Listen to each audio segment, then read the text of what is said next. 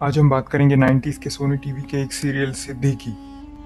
सिद्धि कहानी थी एक साधु विद्यानंद की, जिसके पास अपनी आत्मा को किसी दूसरे के मृत शरीर में प्रवेश कराने की शक्ति थी। परंतु वो उस शरीर में सिर्फ 7 दिन ही रह सकता था। उसके बाद उसे अपने या किसी दूसरे के शरीर में प्रवेश करना पड़ता।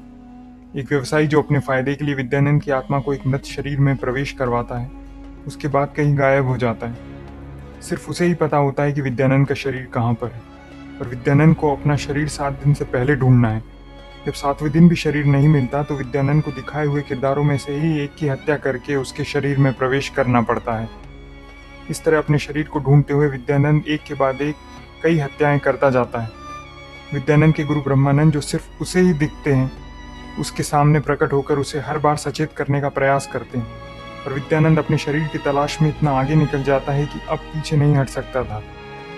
पर अंत में विद्यानंद को पता चलता है कि वो कभी भी अपने शरीर को नहीं पा सकता, क्योंकि जिसने उसके शरीर को सुरक्षित रखने का वादा किया था, उसने उस शरीर को उस वक्त ही जला दिया था, ताकि विद्यानंद फिर से उसके असली शरीर में प्रवेश न कर सके।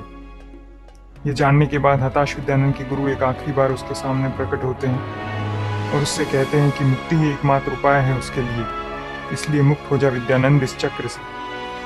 और विद्यानंद की आत्मा को अदृश्य होते दिखाया जाता है, जो दर्शकों के लिए उसके मुक्त होने का प्रतीक था। सिद्धि सीरियल सोनी के शुरुआती सीरियल्स में से एक था, जो 1995-96 में सोनी एंटरटेनमेंट टेलीविजन पर टेलीकास्ट हुआ था। इसके मुख्य कलाकारों में थे आलोकनाथ, अनंग देसाई, सीमा भार्गव, अरुण बाली और बकुल ठक्कर।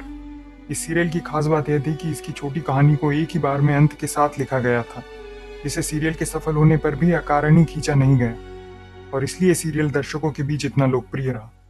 उम्मीद है ये सीरियल हमें YouTube पर जल्दी ही दोबारा देखने को मिलेगा।